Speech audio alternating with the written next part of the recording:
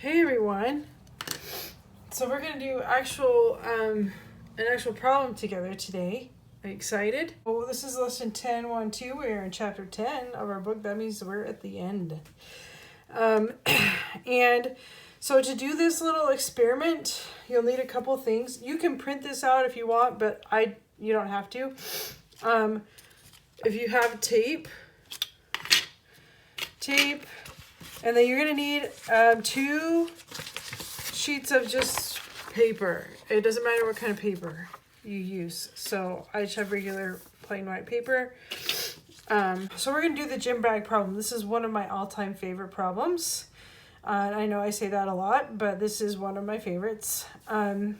So we're gonna be starting volume right now. Let's start. I'm gonna start by reading. You can read along with me. Soup cans and rolls of paper towels are examples of cylinders. Cylinders are like prisms in many ways. However, a prism has a polygon at its base, while a cylinder has a circle at its base. Simple enough. In this lesson, you will compare the surface areas and volumes of prisms and cylinders. Okay, so here's your actual problem. The CPM Sports Company is planning a new product line of gym bags. The outside of the bag, without the ends, will be made with a rectangular piece of cloth that is 40 inches by 52 inches. The company is trying to decide whether the end pieces will be squares or circles. Okay, so they want to know if the bag is going to end up looking like this or this. So that's going to all depend on what we find out today. CPM designers want to compare the surface area and volume of each bag and consider the advantages and disadvantages of each shape. Your team will help provide data for the designer's decision.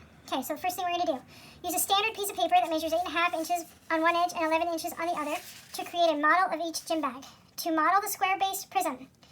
Okay, so we're going to do this together. If you don't have your paper yet, make sure you pause this video and then get your paper and start with me. So we're going to take this first paper and fold it in half so that the 8.5 edges match up. So the 8.5 edges are the shorter edges. So I'm going to fold it like this. I don't have any colored paper at home, so else I do it with colored paper. Match up. Fold each 8.5 edge into the center and then unfold. So that means I'm going to fold it like this.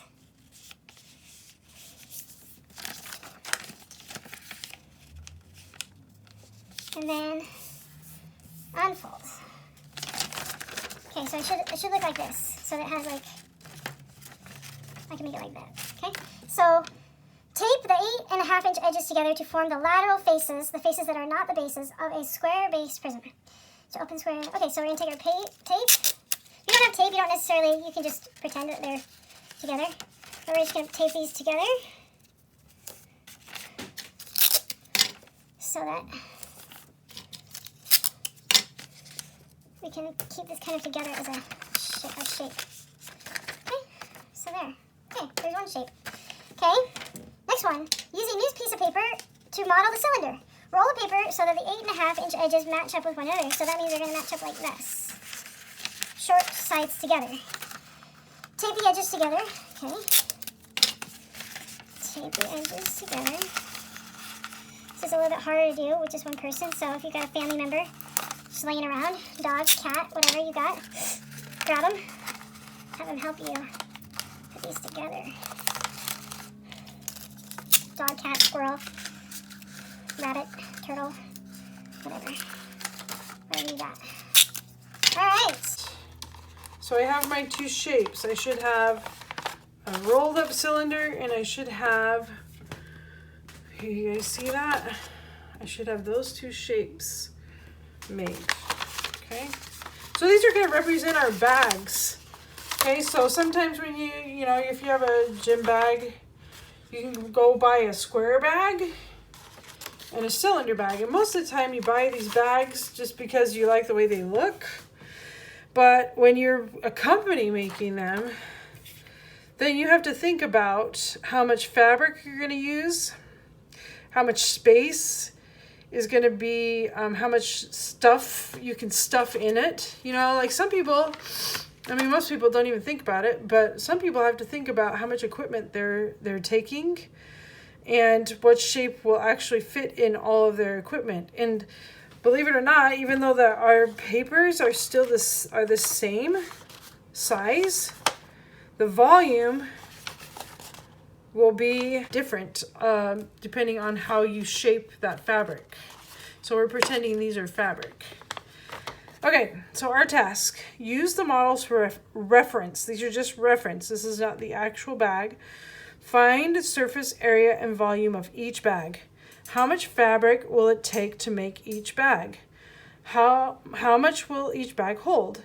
Remember that the shorter length of the paper on the paper, 8.5, models the 40-inch dimension of the cloth, and the longer length, 11 inches, models the 52-inch dimension of the cloth.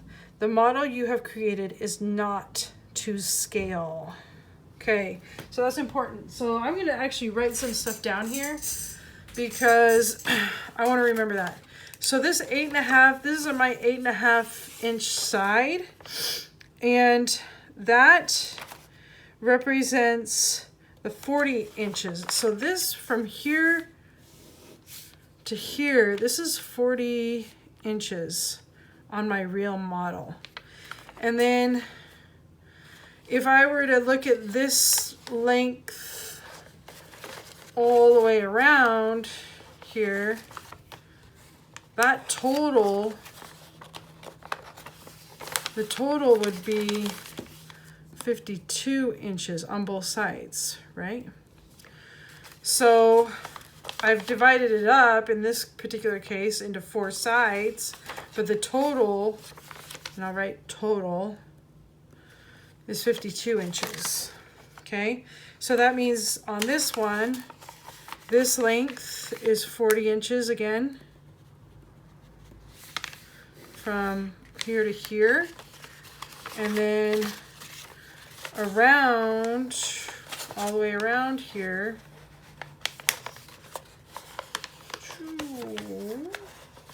this will be the 52 inches. All right, so I'm just going to pause here.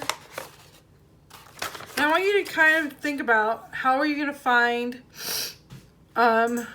what you want to find is how much fabric will it take to make each bag, and then how much will each hold. So the fabric would be the surface area, like how much fabric it's going to take, and then how much will it hold will be the volume. Volume is always how much stuff can I put in here, right? Okay, so I want you to stop, think about that for a second, and then I'll be back.